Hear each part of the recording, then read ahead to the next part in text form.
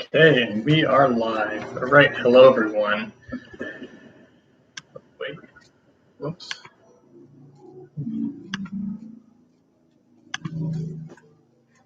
Just a sec.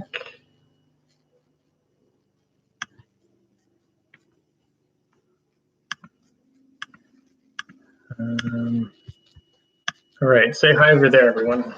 Oh, good. Okay, so the chat's working this time. Yeah, for some reason on my last live stream, the chat wasn't working, but everything is good now. All right, so hello everyone and welcome. So today's live stream, I wanted to kind of pick a topic that kind of interests me and something that I could talk about for a while. And I was kind of, last week when I was going through my instruments, I was kind of noticing that some of them were in a state of disrepair. And one instrument that I really haven't touched in a long time is this Repertoire Basset clarinet. And when I picked it up last week, I just could not get it to sound as good as it should. So what I want to do in this video is I want to kind of do like a one-stop shop, talk about everything I can about the Basset clarinet, like playing it, how they're built, the mechanics of it, just all that kind of fun stuff, and of course answer your guys' questions about Basset clarinets and clarinets in general. So without further ado, I think I'm just going to start out by just giving a like a brief little review of this instrument, and then I'll start playing it and just talk a little bit more about it. So as I said, this is a Repertoire Basset clarinet in the key of A. It's not technically a true Repertoire because what I did was I got a Repertoire A clarinet upper joint, and this lower joint is from a Vento Basset clarinet, so like a cheap Chinese brand. As far as I can tell, it's the only non-wood Basset clarinet that's ever been made, and there were very few of them made, and they only made them for a couple of years or so before they were discontinued. So this actually was the Repertoire was one of the cheapest Basset clarinets you could get at about $1,600, and the Vento cost about $1,200. So what I did though is I got the Vento used for $1,000, sold the A clarinet, and got the lower joint for $500, and then the upper joint was another $700, or the A clarinet was another $700. So for $1,200, I had a complete Basset clarinet. Unfortunately, they're not available today, but I managed to snag this one up.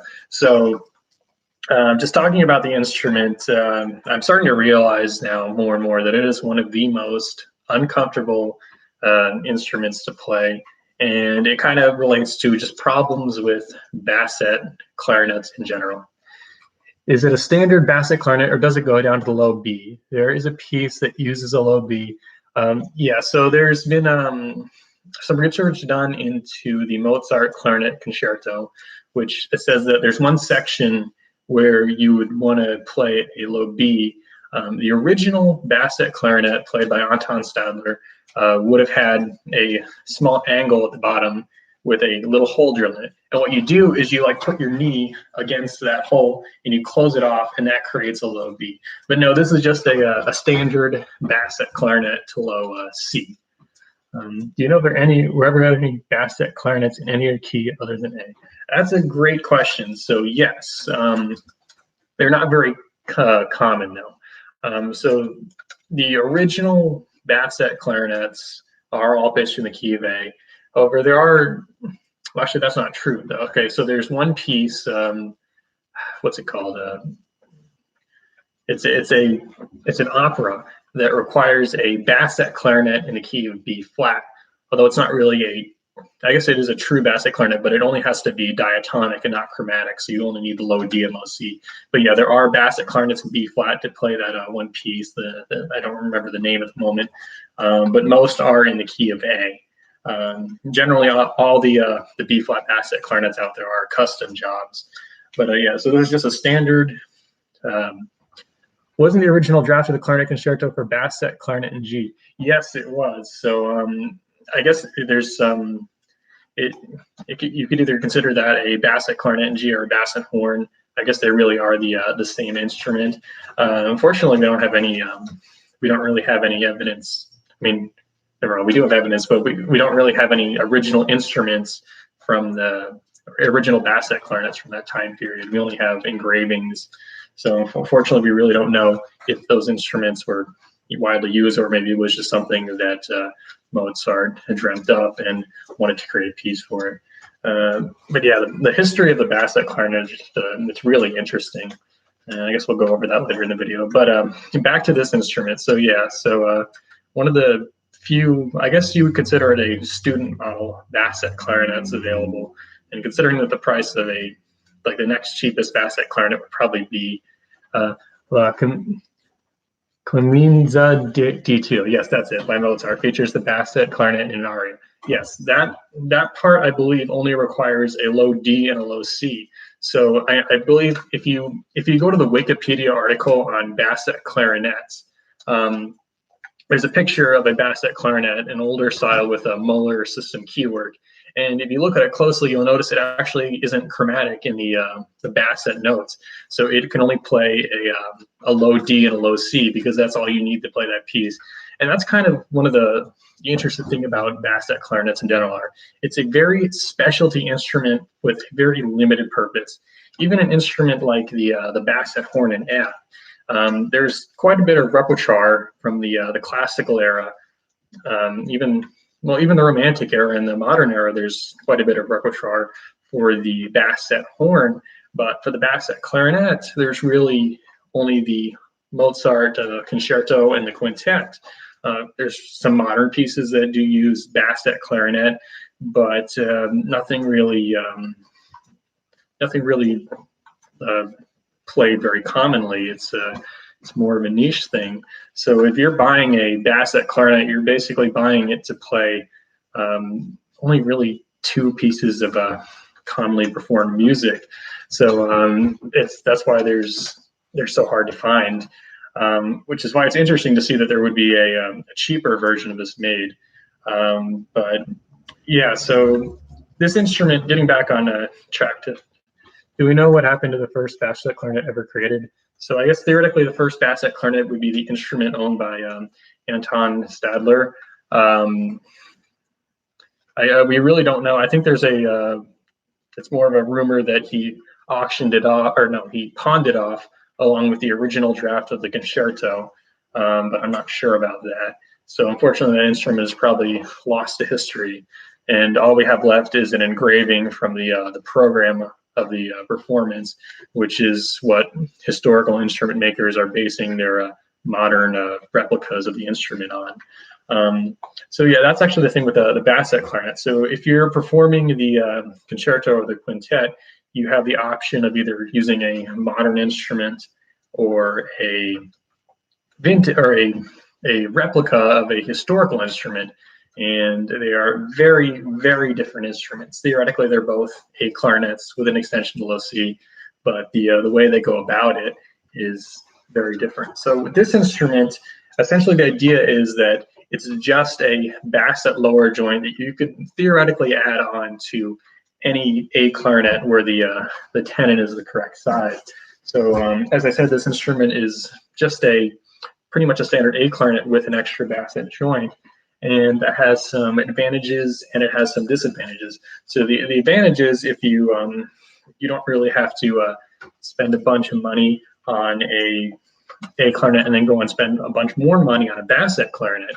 You can have a set that would do both. That's kind of the idea with the new Bakun Basset clarinet. It's a lower joint that you can buy separately and add it to one of their A clarinets. Does the Basset clarinet use a specific mouthpiece, or does it take a B-flat clarinet mouthpiece?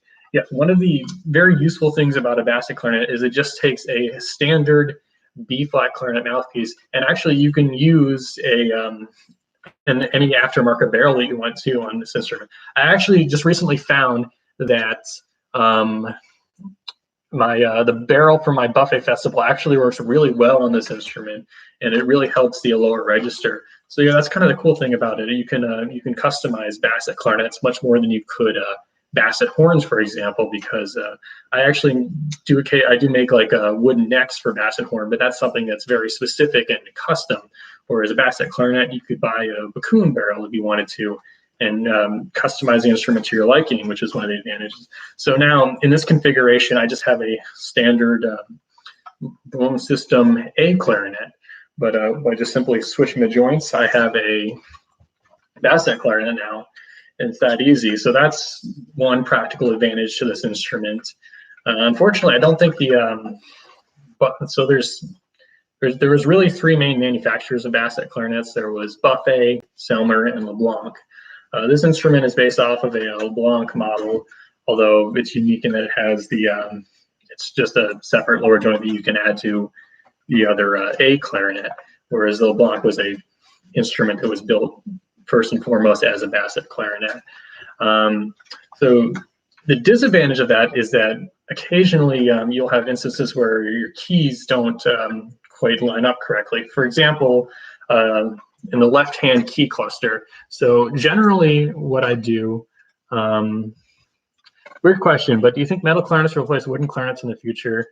I think they had their opportunity to do that in like the 30s and they didn't really do it. I think materials like Delrin and glass reinforced nylon are much better candidates for replacing wood, mostly just because they look more familiar, whereas a metal clarinet just kind of stands out like a sore thumb. Although one nice thing about metal clarinets is that the rate of expansion and contraction of the body would be the same as the keys, so you wouldn't really have to worry as much about playing in cold weather until the instrument starts to heat up from your breath, and then the keys might be a little bit loose, but that's really no problem. Maybe like, I don't know, if there were metal clarinets that looked less radical, because it's not really about whether a metal clarinet's better than a wooden clarinet, it's more about whether people are actually going to play it. And generally, clarinetists aren't going to want to stand out with a metal clarinet.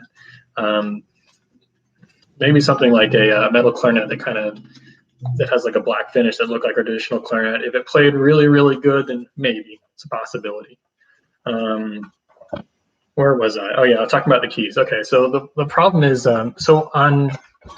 when I get clarinets and I start adjusting them from their like factory keys from their factory position, the first thing I generally do is I like to take this C sharp, a G sharp key down, and I like to bend it down just a little bit, and I find that helps prevent my left hand third finger from accidentally hitting it.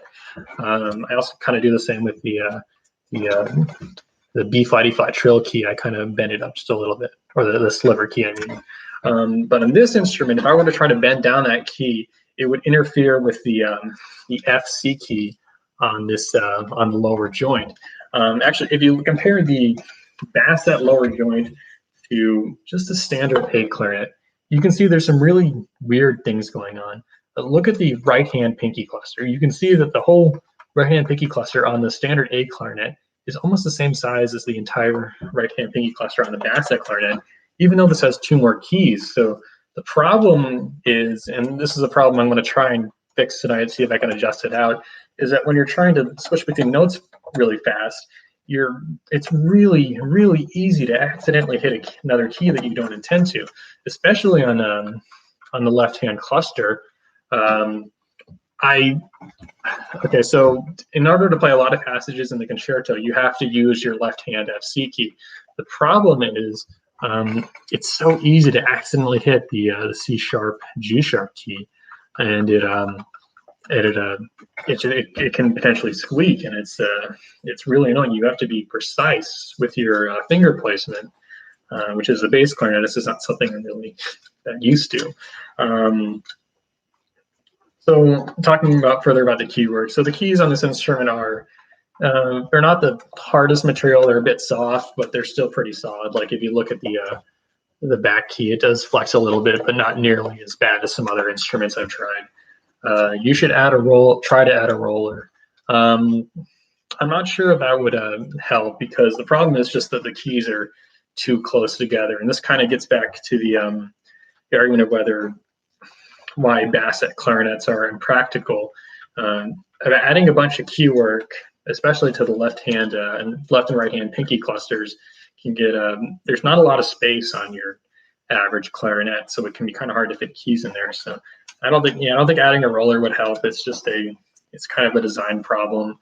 Other than that, so yeah, the keywork's not too soft. I haven't really had any adjustment problems. Which is kind of surprising, because if you look at this, so the C key closes, let's see, 1, 2, 3, 4, it closes 6 pads at once, and somehow those haven't come out of adjustment yet. So that's actually pretty surprising. Can't you adjust the distance between the keys like you did? But yeah, that's probably what I'm going to try and do tonight. I'm going to see if I can. I already kind of bent the low D key down, so it's kind of more where it would be on a bass clarinet. But actually, that brings up my next complaint about this instrument. So when you're reaching for the low D keys, what tends to happen, especially with the Ridnor upper joint, because the tonals are pretty close to in line, is that my left hand third finger will actually kind of lift off the tonal a little bit, and that'll create squeaks. It's just I mean, I can kind of see why these weren't as popular as you would think. You would think that like a $1,600 Bassett clarinet, you would think any gearhead out there would say, oh, I'll just buy that just to mess around with. But there's so many little things in the design of this instrument that get really annoying that I feel like it could be fixed, but I just don't know why they weren't like addressed at the factory. I kind of bent one of my keys to make it better for a piece of my clarinet. Yeah, and there's nothing wrong with bending the keys on your instrument to make it more comfortable.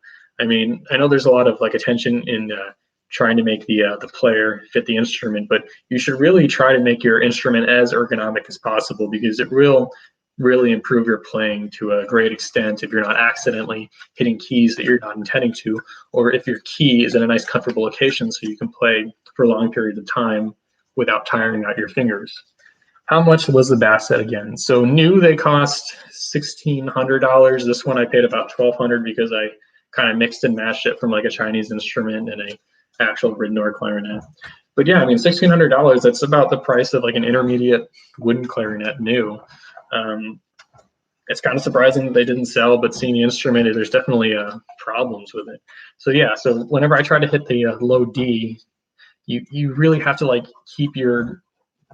make a conscious effort to try and keep your left hand third finger down on the tone hole while you're hitting the D key. And what that means is that you're like stretching your hand in a very awkward position to try and hit that key. I guess to solve that, what I would have to do is somehow relocate the tone hole a little bit to the left. I guess that wouldn't be too terribly hard.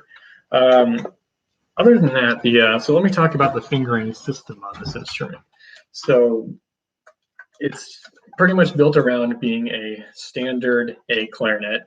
Then you have your E flat where you would expect it, right below the B E key. Your D is this left-hand pinky key, which is pretty common. C sharp, this key right below the F C key, that's not unheard of. And then low C is a thumb key. The problem with this arrangement is that it kind of forces you to play certain passages in certain orders. So what I mean by that is, like, if you want to go from a D to let's say you want to go from a C, D, E, F, just like a normal scale, you have to play C thumb, obviously, D left-hand key. Then you have to use the right-hand E key because you don't really have a choice. And then you have to use the left-hand FC key. It's not usually a problem. Clarinetists are kind of used to having to use different combinations of the left and right-hand keys. But the problem is that because the keys are so close together, trying to navigate fast passages in the Basset register can just become a nightmare in this instrument, which is why if I were ever to build another Basset clarinet, I would probably just go with 3 thumb keys, to be honest, because it's, for me at least, it's a lot easier to just slide my thumb around than it is to try and navigate it through a bunch of pinky keys. Yeah, so that's just kind of my quick review of the instrument. So nothing special. So let me just play some passages of the concerto with the Basset register, just to give you guys an idea of how you would do it with the extra keys. So let's see, where's a good place to start? I'll start with,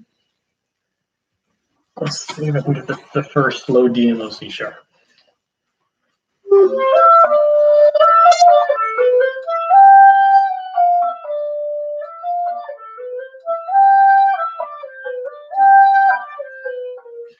So then we have a low E, low D, low C. So as I said, again, you have to make a conscious effort to think how am I going to which notes am I going to play with which keys, so that you don't get to a point where, let's say your finger's on the left hand E B key. Well, it's not really easy to just slide down to the D key, so you have to use the right hand E flat, or I'm sorry, the right hand E B key. So when playing Bassett clarinet, it's not just as easy as I'm just playing regular clarinet with some extra notes. You have to think about where you're going to be using your pinky keys. It's kind of like some passages where you it's a lot easier to have a left hand A flat, E flat key, but a lot of clarinets don't. So you have to plan which pinky you're going to use. So in this case, I would use the right pinky to play that E.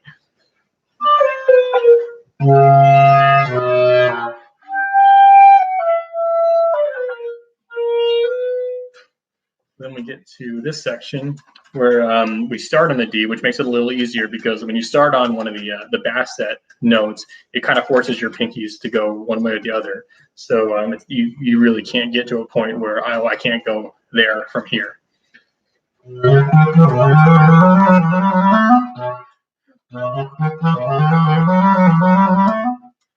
So that's kind of, so it's not as much of a problem as you would think with Basset clarinet, because there's really only two pieces of music that you're likely to play, the concerto or the quintet.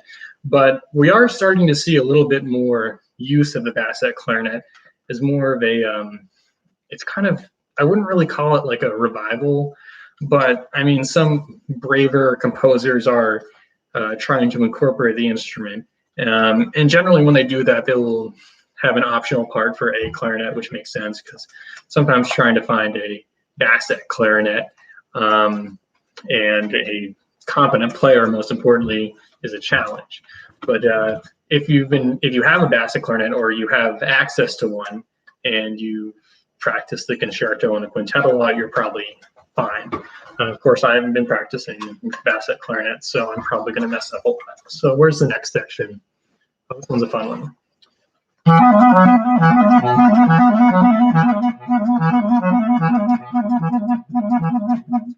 that section is not too difficult because it's actually really to think about, like, I usually use the left hand F sharp, C sharp key.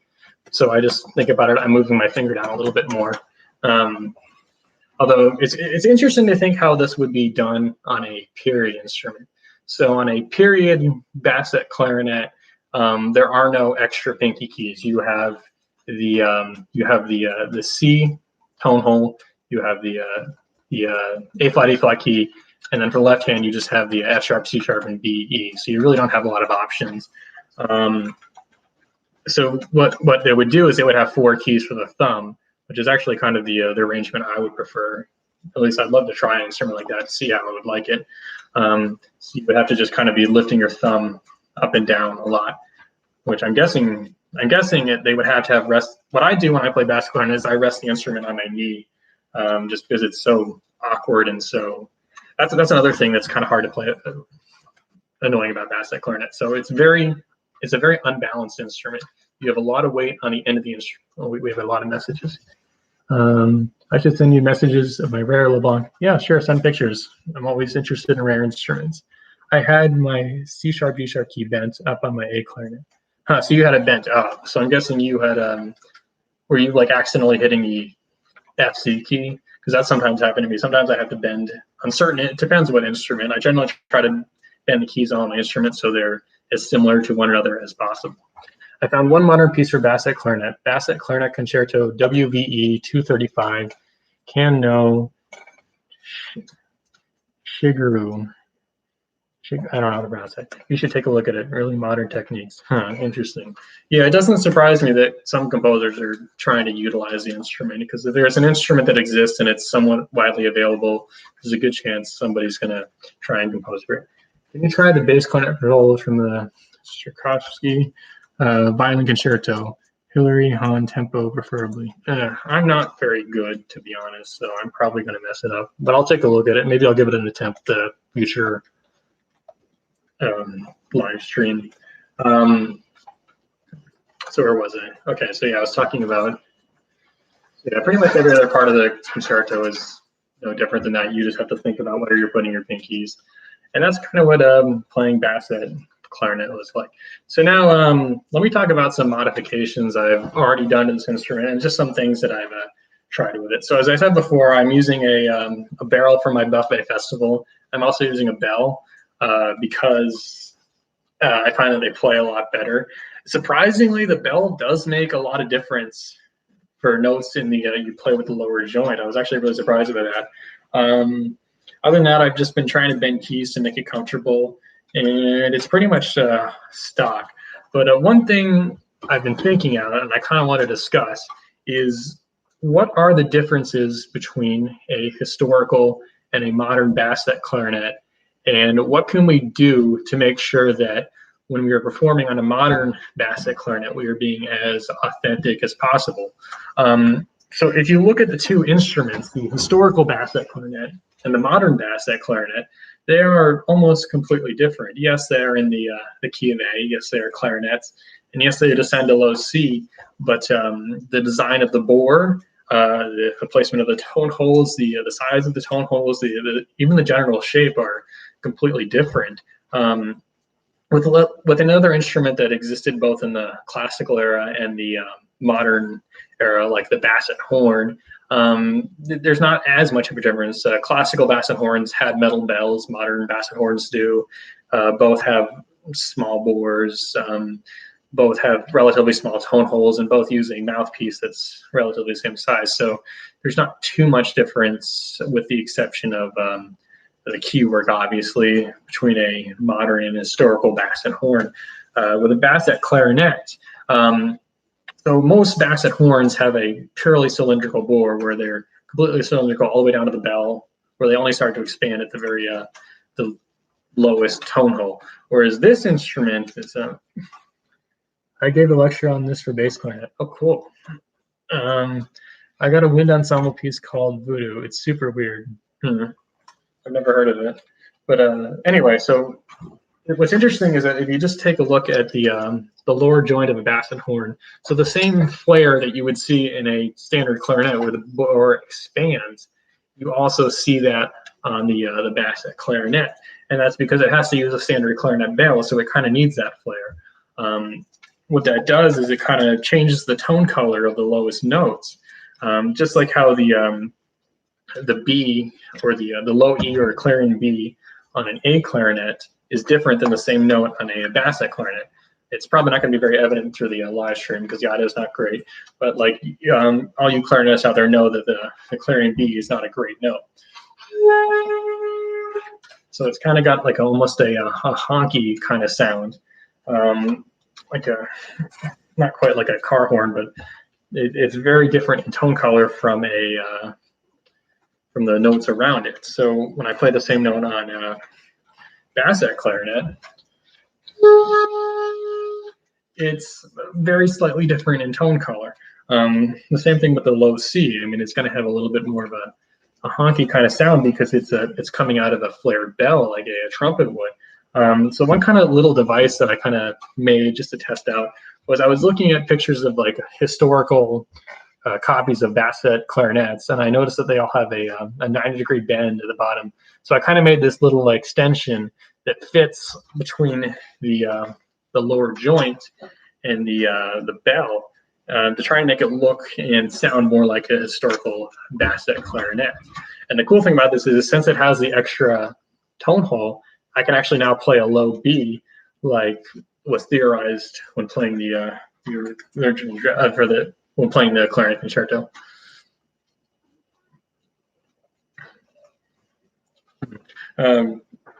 Anyway, so yeah, so it kind of looks a little funky, but so now I can play a low B though. So I don't know how I mean, I think there's one instance where there possibly might be a low B in the clarinet concerto, but it's also kind of fun for improvising. And it definitely changes the tone color of the low C. So now the low C is a lot more muted, and it has a tone color much more similar to the notes around it. Actually, if you look at an instrument like the clarinet d'amore, the reason it has such an interesting tone color is because it has a small bore, just like this A clarinet, and it has a small tone holes, just like this tone hole that's only about 3/8 of an inch in diameter. So it creates a kind of muted sound that I would assume would be very similar to the original Basset clarinet. Actually, I recently had the opportunity to go to Boston and look at an original classical era Bassett horn. And one thing that really surprised me was how small the tone holes were. Like the largest tone hole in the instrument was only about the size of this tiny tone hole right here. So I imagine historical Bassett horns would be very stuffy and muted. Oboes and bassoons used reed to make bird sounds. That's weird. Yeah, I've played some weird pieces like that. One time I played a piece where you actually, the clarinetist actually took off their the barrel and mouthpiece of their instrument to make a siren kind of sound. It kind of sounds bad when you have one person doing it, but when you have like a bunch of people clarinets playing it, it really, really sounded like an air raid siren. It was one of the coolest effects I've seen in a piece of music. Unfortunately, it's pretty obscure. It's fairly new. But anyway, so yeah, that's one way to change the tone color of the Basset clarinet. Another thing I was experimenting with was different styles of bells. So actually, I have another way to reach that low B is I found is using an alto clarinet bell. Not all alto clarinet bells will work, but some of them actually have a socket that's the same size as the tenon on the Basset clarinet. So what I can actually do is I can just fit this bell on the end of the instrument and kind of create like this really weird, like funky Basset clarinet in A, and then I can play the low B like that too. And that has a very different tone color. The bell is obviously much larger than the standard bell on the instrument, and it projects a lot more. And again, it has more of a honky kind of sound. So yeah, so it's kind of interesting experimenting with different options on different bells and barrels on Basset clarinets. They really do a lot to the tone color of the instrument. All right, so I think I talked enough about the Basset clarinet, so I have to do a few repairs to this instrument. So what I'm going to do is I'm just going to do them, talk about what I'm doing, and okay, this one has clarinets taking off the mouthpiece off and playing a gliss from high 2 to high A to 2 finger E. Huh, that's cool. I broke my reed during a piece where I had to take off my bassoon reed, making a weird buzzing. Oh, that's the worst. Yeah, that's always been like one of my fears. Like, it's kind of pieces like that are pretty cool, but it's kind of annoying, like taking apart your instrument, because what if like your reed breaks or what if something drops? That would be my fear. Like if I had to take off my mouthpiece or something and I dropped it right in the middle of a performance, that would just be terrible. So let's see, what am I going to do to try and improve this Basset clarinet? The first thing I need to fix is the right-hand ring keys. You can kind of hear it clicking quite a bit. So I'm just going to install a Keywork. I have a piece of cork here somewhere, but I don't know where I left it.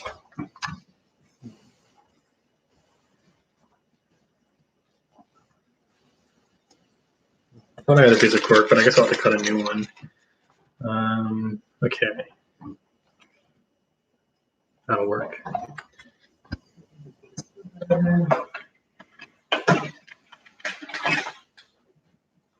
I kind of talked about key corks on my Repertoire live stream, but I'll talk about it a little bit more. So key corks, their purpose is pretty much just to go between the key and the body to keep them from clicking. They also serve to adjust the pad height of the instrument. So in this case, I'm using a 1/16 inch piece of cork because I want a little bit more venting, because I generally find that more venting is better than not enough venting. So what I'm going to use to glue this to the instrument is, oh, that might happen. It's going to be completely dark when performing. So what I use for gluing key corks generally on higher end instruments is I use just contact cement. So what contact cement is you just apply it to the piece of cork that you're gluing, apply it to the key that you want to glue, let it dry for 15 minutes, and then stick them together, and then it forms a nice permanent bond. Somewhere.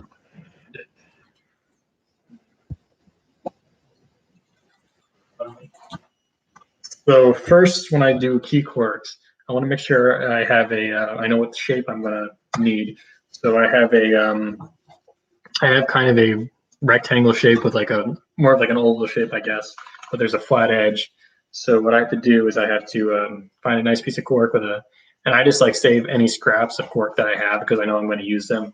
And I'll find a nice piece with a flat edge. I'll just make sure that one edge is smooth, and that's good.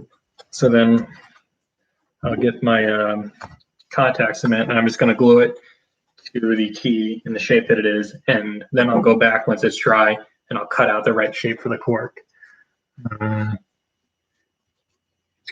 Is contact cement? No. So contact cement you don't want to use for pads. So what you use for pads, you want to use a hot melt glue. So literally it's the glue you would use in a glue gun is good for pads. I personally wish the B-flat clarinet would evolve to include a range to low C as standard.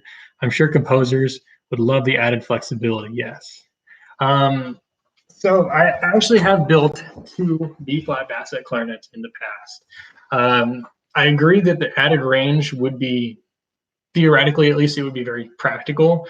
But the problem is the instruments themselves, as you've seen, there's a lot of problems with trying to fit keys on this instrument.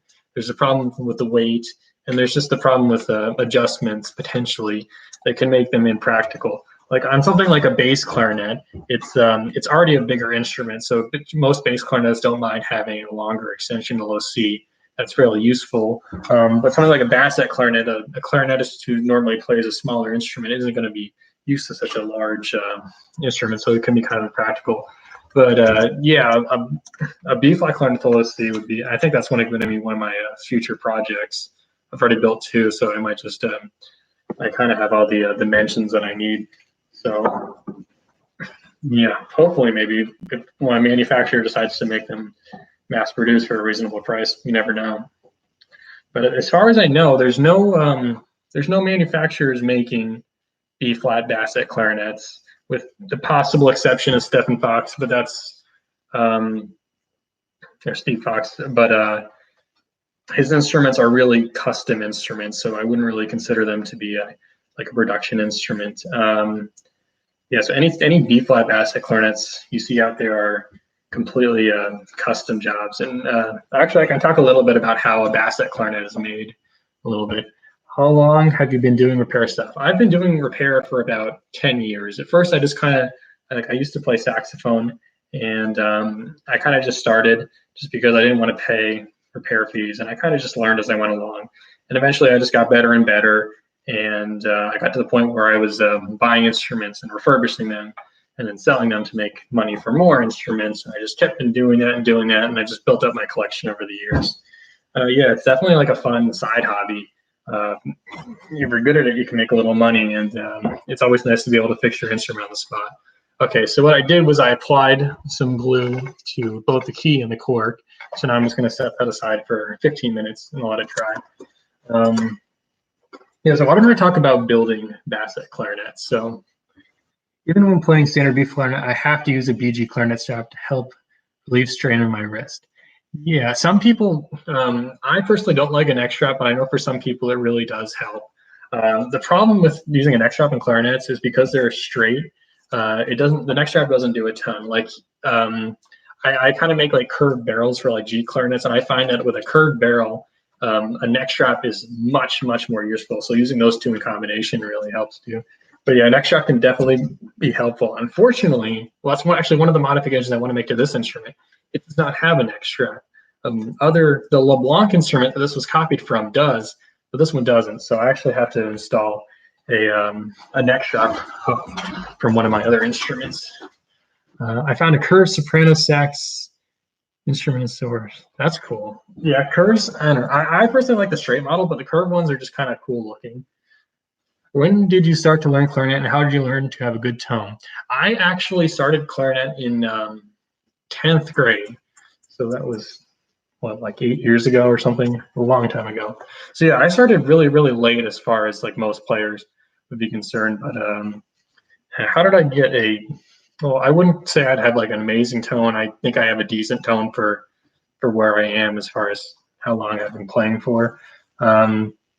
So one thing I found that's helpful is playing in a room that doesn't have a lot of reverberation. So when I make videos, I try to play in a room with a lot of reverb so it sounds really good. But for practicing, you want to do the opposite. You want to try and make it so that you can sound good even in a room without reverb. Because you know how it's like when you're singing in the shower, you sound really good, but then when you try to sing somewhere else, you sound terrible. You want to be able to sound good where the acoustics are at your disadvantage. And that way you can really listen to the sound you are producing and then try and correct that to make it the sound that you want. I just found that to be fairly useful. I love vintage sax. Yeah, vintage saxes are, it's a great way to get like a really good sax for a good price, especially if you know repair. And a lot of saxes have like really nice features. Like a lot of the older instruments have, one of my favorite features is the like the 1 and 3 fingering for D sharp, where you just lift your middle finger and that's how you play D sharp. I think that's a useful fingering, but it hasn't made its way to modern saxes really. It's seen on LeBlanc bass clarinets, but not in other instruments. My director told me I had too many instruments checked out and won't let me take it home. Yeah, my parents and everybody else said the same thing, and I still have too many instruments. What are you gonna do? I have to use a neck strap when I play clarinet due to that also. They make thumb rests you can install the hook and the neck strap on. Yeah, in fact, on a lot of buffet clarinets, the newer ones I think actually have a neck strap hook built in. You can even buy the screw as a replacement, so you can use a neck strap. Do you practice long tones to help with your tone? I should be practicing long tones. I don't, and that's my fault. Sometimes it's just hard to find the time to practice. But yeah, I should be doing it. I probably only checked out 12. Nice. What was I doing? I completely forgot. Oh, I was talking about how Bassett clarinets are built. So what I did when I built my Bassett clarinets was I just took a regular B flat clarinet lower joint, and what I did was I looked on eBay for a blank clarinet joint. So this is what factories would turn a billet of granadillo wood into. It's just a piece of unfinished clarinet lower joint without any keys on it or holes drilled in it. I paid like $10 for this, but unfortunately, thanks to the city's regulations, now they're probably more expensive.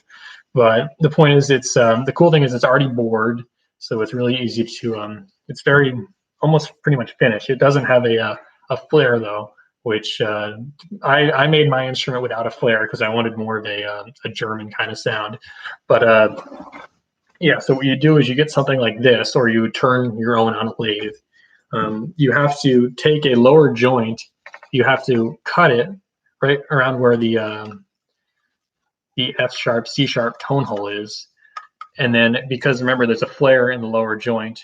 And then, so you have to, you also have to relocate this tone hole, because if you look at the Bassett clarinet versus the regular clarinet joint, you'll notice that the tone holes on the Bassett clarinet are a little bit higher up than the A clarinet. And the reason is because you have a flare in the lower joint.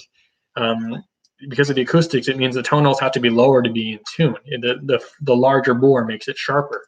So that's kind of annoying. You would think that like building a Bassett B flat clarinet would be as simple as just add an extension, stick it on the end, and it's good. But you actually have to really consider the acoustics of the instrument. You have to modify this key, and sometimes you also modify the F sharp C sharp key as well. And then to graft the extension, what I do is so I cut that. I ream a little enlargement in the bore, and I put a tube in there, and then I read the same enlargement on this after it's cut to size, of course. And then I use the tube as a support and glue it together. So I've got a piece of a clarinet that's as long as a Bassett clarinet. And then it's just simply a matter of drilling the tone holes and installing keys. So from a theoretical point of view, building a B-flat Bassett clarinet actually isn't that technically challenging. It's just you kind of have to know what you're doing, because if you drill the tone holes in the wrong place, then obviously it's not good. Do you have a German clarinet? I have my D clarinet is Albert system. That's the closest I have. I really don't have any. I have a Reform Boom system Ubel clarinet, but I guess that doesn't really count. You know, I've tried using German system instruments. I could just never get used to the fingering, unfortunately. where did you buy that body joint without keys? So you sometimes, this was from the LeBlanc factory after it burnt down in 2003. So this is like a LeBlanc Opus clarinet lower joint. I think more, or not Bakun, but somebody else on eBay was selling off a ton of them, and I bought some. There was this website that was selling them for like $5 a piece, and I bought a ton. I think I got rid of them though. So yeah, unfortunately they're kind of hard to find, but actually on eBay, so if you search ABS clarinet body, you can find just a body of a clarinet with no keys and tone holes for like $20. I actually have one that I was also thinking of making a plastic Basset clarinet out of. Yeah, those are all good options if you want to build your own Basset clarinet theoretically, because it's not, as long as you know how to solder and build keywork and cut tone holes, it's not technically challenging. It's actually kind of when I did it was kind of a fun project. Superb name for all the instruments you have checked. Oh, super sub, name all the instruments you have checked out. Oh, want the wood one. Yeah, I don't know. Oh, you know what? Actually, China does sell, like, you can buy a clarinet without any keys or tone holes whatsoever, like unfinished body joints out of wood, but I think they're like $100 or $200. It's a lot of money, which really isn't worth it at all for like wood from China, which is like the worst kind of wood you can have. That's what she said. Anyway, so how long has it been? It's been like 10 minutes. Okay, so I got 5 minutes until that's dry. So what was I talking about? Oh, I was talking about building Basset clarinets. So yeah, so theoretically, so that's like what something like if you were to send a Basset clarinet, if you were to send a clarinet lower joint to like Steve Fox or Wesley Rice, that's how they would make it into a Basset clarinet. And actually, that's a very popular option for somebody who wants a Basset clarinet, because the new instruments, the buffets and the Selmers generally cost about $9,000.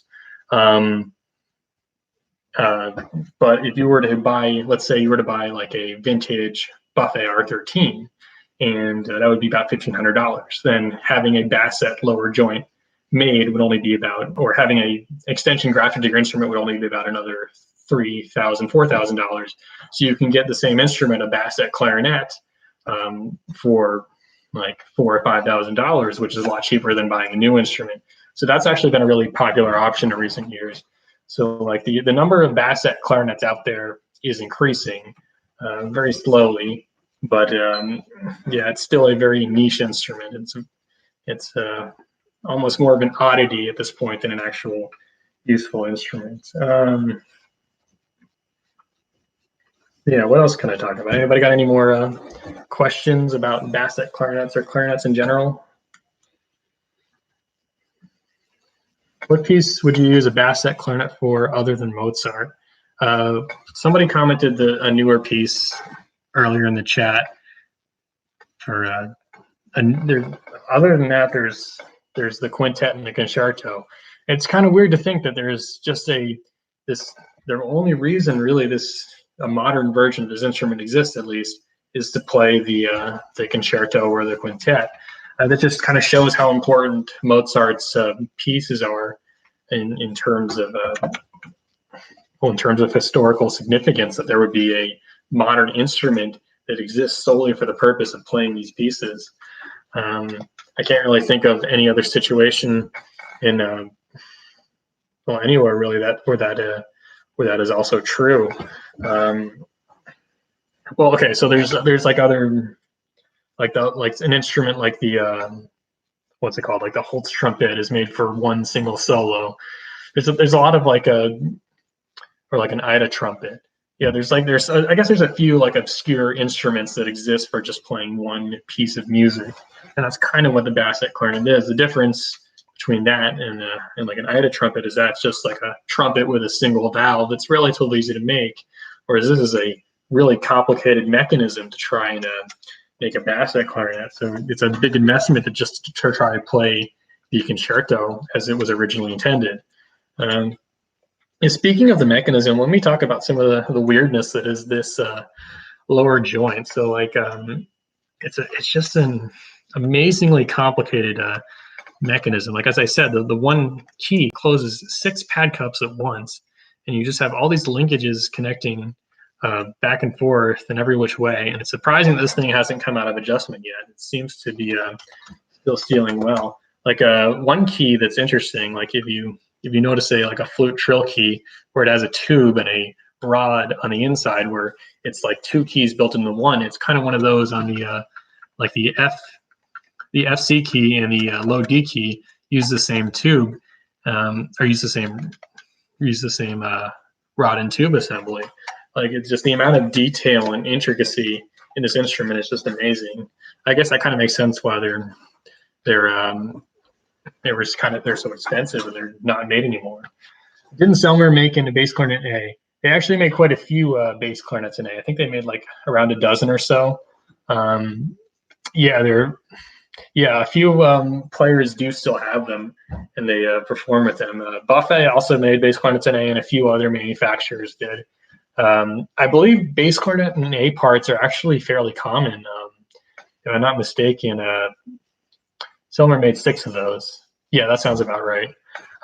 There's a few pieces of music in the quite a few pieces of music actually in the late Romantic era that call for bass clarinet A, because there was a point where it was seen that the bass clarinet A was a standard instrument, where just like there's a pair of clarinets, the B flat and the A clarinet, you have a pair of bass clarinets, the bass clarinet in B flat and the bass clarinet in A. And unfortunately, it just got to the point where no bass clarinetist is gonna buy 2 bass clarinets, and 1 bass clarinet is already expensive enough. So the bass clarinet basically got a low E flat key so that they could cover those parts, and then the bass clarinet was thrown into obscurity. And so that's why we still have a few of those weird instruments laying around. Actually, I don't know. I'm pretty sure there's actually more pieces written for the bass clarinet in A than the Bassett clarinet, at least as far as things that are more than like 30 or 40 years old. I mean, I know there's new stuff for the Bassett clarinet that's probably still pretty obscure now, but yeah, I mean, I think those were probably more popular than the Bassett clarinet in its day, because the Bassett clarinet pretty much lived and died with Mozart and Anton Stadler. Why are bass? Oh, yeah, I already kind of answered. Have you ever seen a bass clarinet in C? I've seen pictures. Oh no, I have seen a bass clarinet in C now, because I saw that like there's a serpent-shaped bass clarinet in the Museum of Fine Arts in Boston that I got to saw, and that's in the key of C. But yeah, I've seen on eBay there was a Bassett horn in C. It was an instrument made by was it Mollenhauer? That it was a bassoon-shaped instrument that descended to low C. It was a very peculiar instrument, and I would have bought it if I had $5,000 I could afford to just blow away on an instrument I would never use. Very interesting instrument. Anyway, so the key and the cork and the glue is dry in them, so I'm going to now carefully install the key cork right on the key, making sure I keep it in good alignment. And then what I'm just going to do is I'm going to take a razor blade, and I'm going to carefully cut up in the direction of the key in a straight line to make sure I have a nice smooth cut so that it has a really nice clean look. There are dozens of orchestral works for bass in A, particularly Mahler and Wagner, and some middle period Ravel. Yeah, I mean, that's what I kind of, it was kind of popular for a while, and then it kind of fell into obscurity, which is kind of weird because you get the situation where you have bass clarinetists who will counter like a piece of music for bass clarinet A, and sometimes I think those are even in bass clef, and they have to transpose on the fly. So that'd be a very unfortunate situation, especially for me. My transposition skills are pretty much non-existent.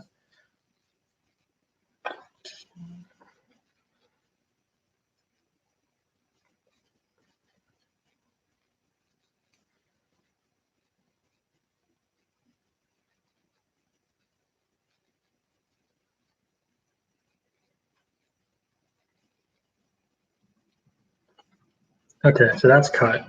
And after I cut my cork, what I generally like to do is I like to go back with a piece of like a 600 grit sandpaper and just carefully sand the edges just to make sure it's nice and clean and smooth.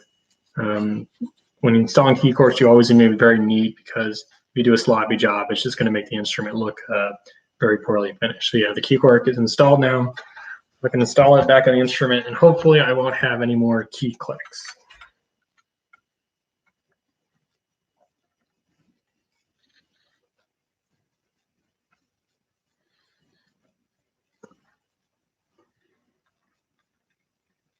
And I will say for this for a Chinese instrument, the fit and finish actually isn't bad whatsoever. It's not nearly as bad as my G clarinet. The tone holes are actually the tone holes on my G clarinets. Well, the two that I bought were absolutely terrible. They just had chips everywhere.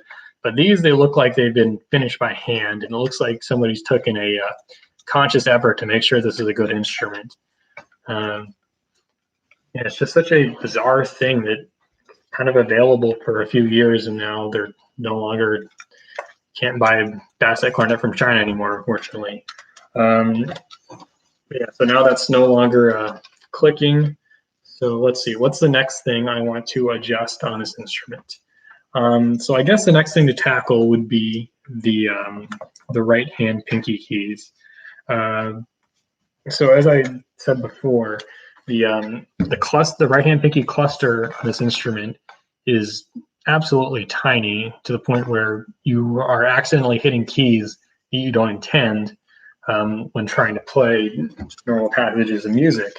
I don't know why. I mean, the key touches have to be smaller because there's obviously less room on a Bassett clarinet with all the extra keywork. So of course that's something that just had to be. It's kind of an unfortunate circumstance, but maybe I can try and bend them into place to try and see if I can make it a little bit better. So let's just start taking this thing apart and see what I can do.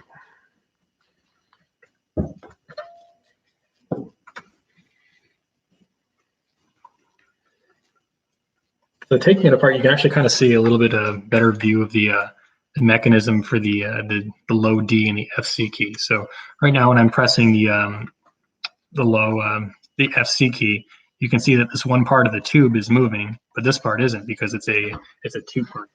It's a complicated and intricate mechanism. It's very interesting. So I think first what I'm going to do is I'm going to bend the low E flat key down a little bit.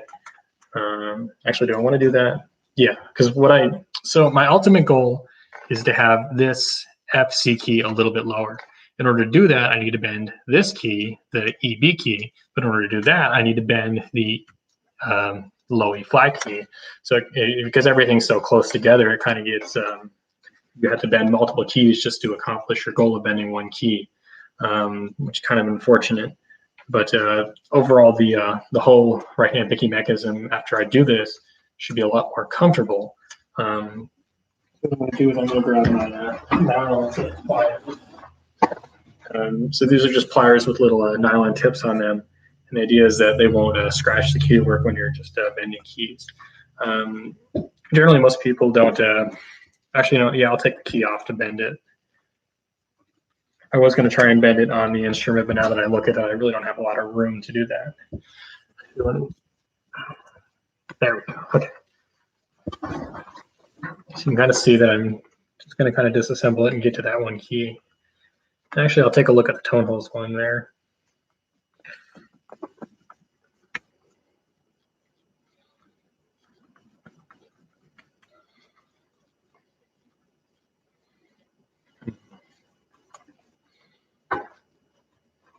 What the heck? That's weird. Well, now this key isn't coming off. Oh, there we go. Okay, so that's one key down. Any recommendations for a bass clarinet to use in marching band? I'm getting tired of my school's Frankenstein bass clarinet. I actually really like the Bundy bass clarinet, specifically the ones from around 1960, 1970.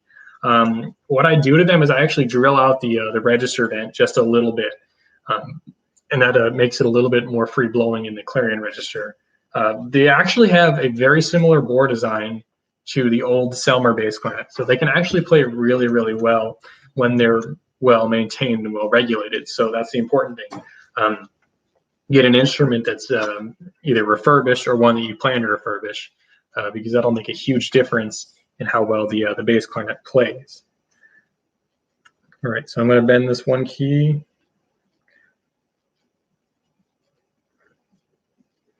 Okay. Perfect. So I just bent that a little bit.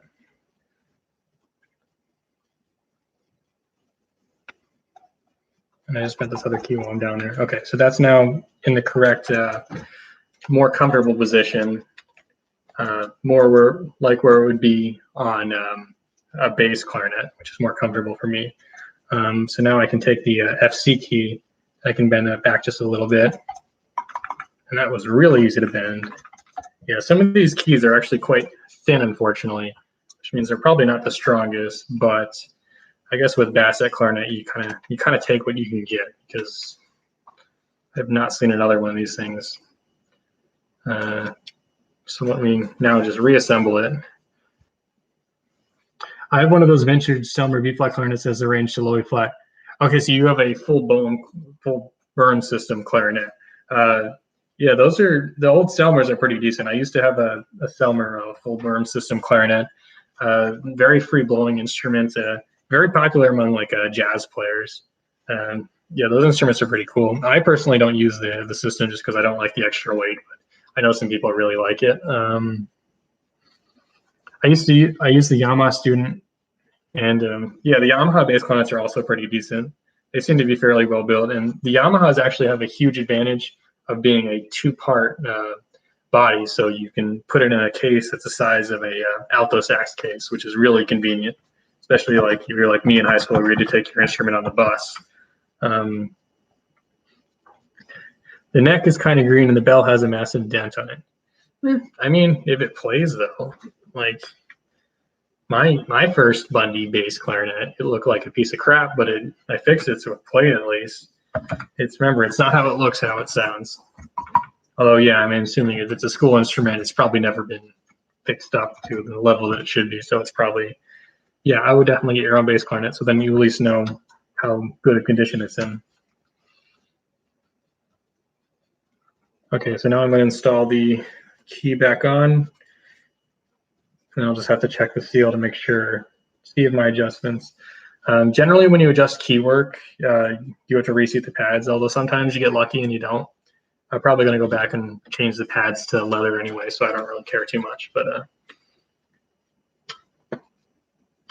so when I do the suction test, I generally look for about at least 3 seconds of a seal. This one only has 1 second, but that's about what it was when I got it. Unfortunately, the pads aren't the greatest, so I do have to go back and change it out to leather. But that's probably a project for another day. Okay, so I adjusted these keys so they're all a little bit further apart from one another. Yeah, so let's see if that's a little bit more comfortable.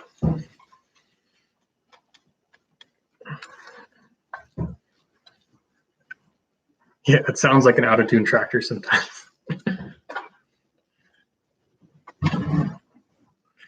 Where's the keyboard? I'll try with the cool curved bell. It does really, it's kind of hard. It's probably going to be impossible to hear through the live stream, but it does really change how the lower register sounds and responds. Oh,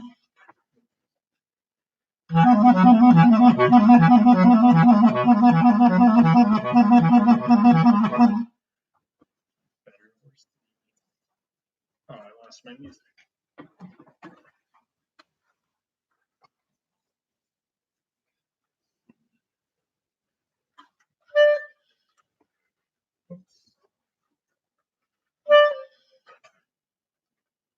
What the heck? That's weird. Try again.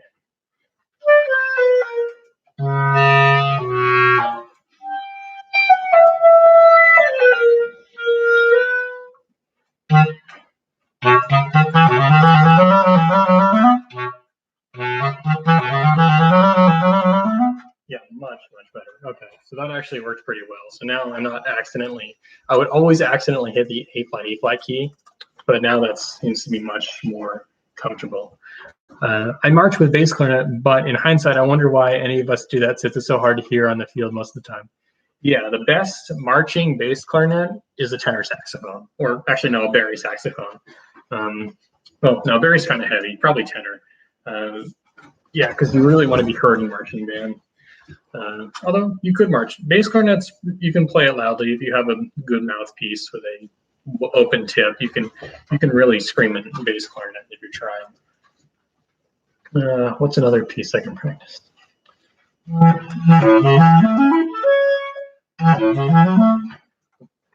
And that's kind of the annoying thing about Basset clarinet, because most clarinetists tend to learn the concerto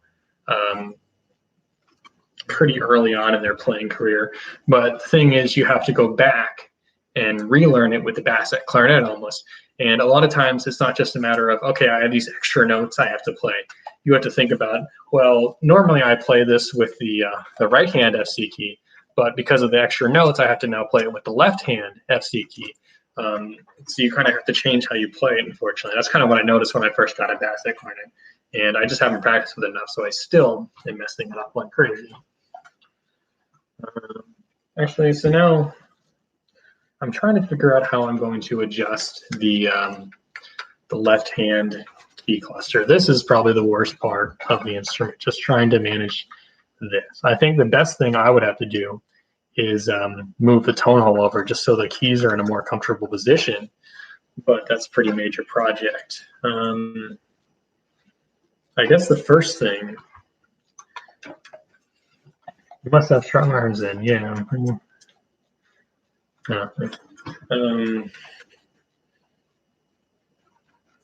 Yeah, so one common thing you want to, because when you're playing let's say I'm playing a scale from low C up. So I hit the C key on the thumb, the D key here, the E key, you have to use your right pinky, and then the left. So it kind of forces you to use your left hand F C key, which is kind of fortunate because it's probably the most uncomfortable key on the instrument. Unfortunately, ideally, I'd probably want it further out a little bit, or no, probably, you know, I bet if it was facing up a little bit more, it'd be more comfortable. So this one is actually a pretty soft key, unfortunately, because I can just bend it with my fingers without doing anything. Okay, so what I did was I made it so that the key is a little bit higher in relation to the C sharp, G sharp key and the low D key. So I'm hoping that'll make it easier to hit. Whoops.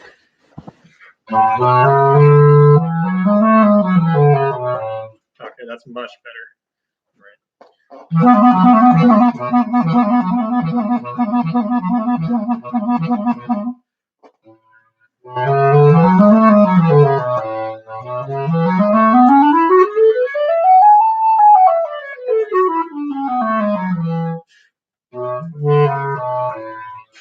right.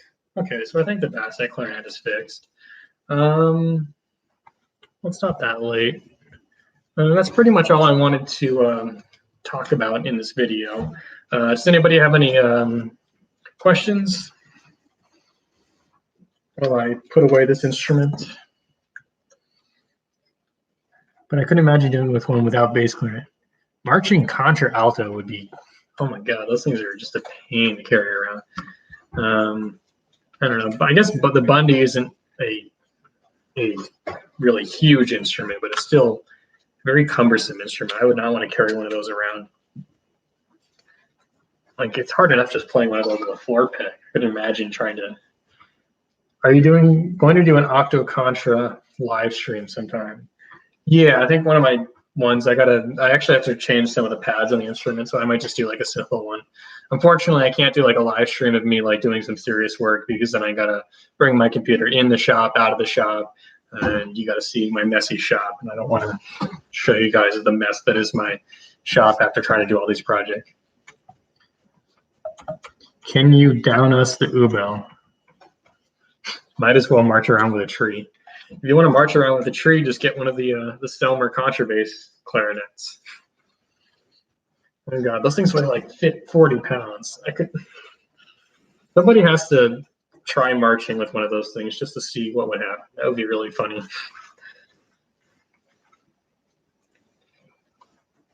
All right. So eventual plans for this thing.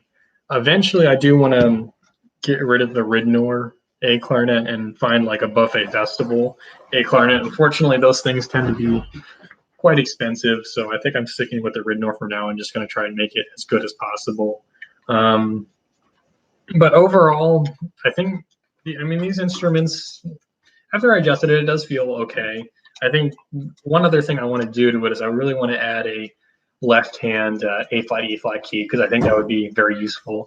Because in some instances, let's say you were playing a low E flat to A flat, that's a perfect fourth, a common interval, but you really can't do it on this instrument because you have to like somehow maneuver your finger to hit the E flat key and the A flat key. If you're trying to do like a smooth slur, that's kind of impossible. But if you have the left hand A flat E flat, it's useful. I would also really like to add a low D key for the thumb, although that's probably going to be more intricate. But yeah, so that's the Basset. I would it was bomb. You should try to make a clarinet from a tree. I have made a few flutes from branches I've just found. And they come out okay. I don't know, making a clarinet, that'd actually be kind of a cool video. Start with a tree and end up with a clarinet. But I just don't think I have that kind of patience to try and make everything from scratch like that. But yeah, so that's pretty much the Bassett clarinet. I guess one thing I didn't talk too much about is historical Bassett clarinets. So the earliest Anton Stadler's Bassett clarinet was basically a classical 5-key clarinet with a curved barrel. And essentially you played the Bassett notes with just 4 keys for the thumb. And that is what's intended to be used for the concerto.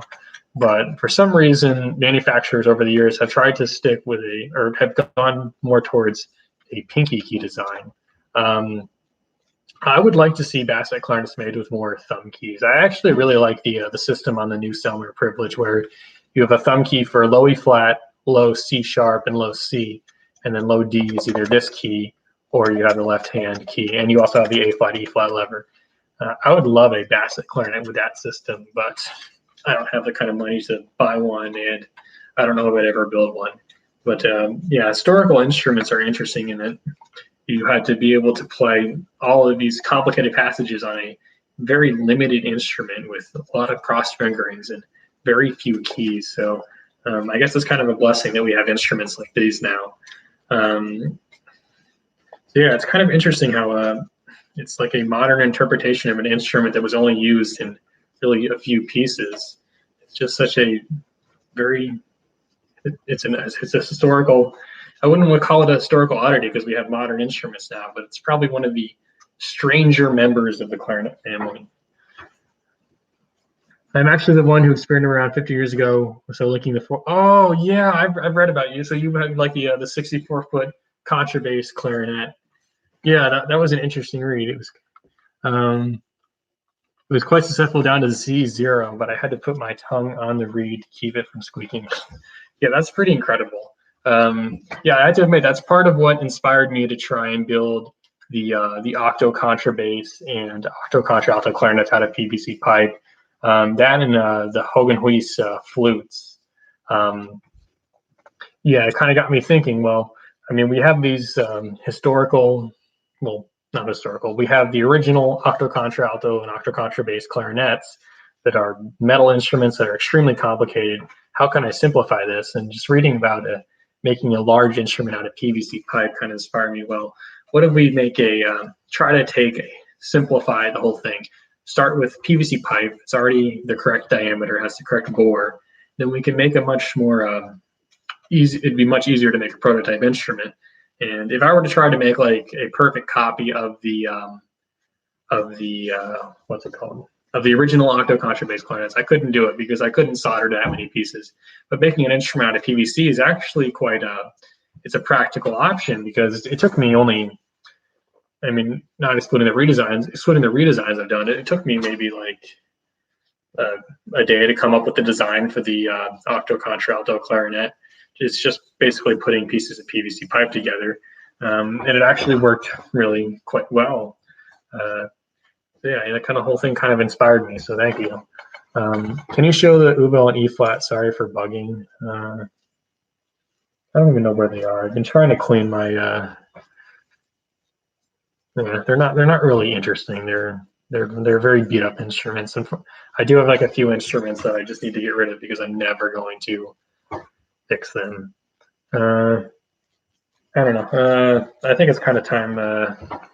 Unless anybody has any more last minute questions, I think I'm gonna call it for tonight. This was a fun discussion.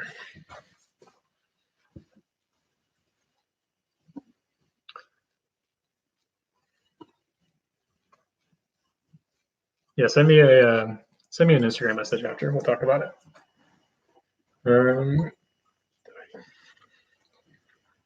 All right. Well, if nobody has any more questions or comments, though.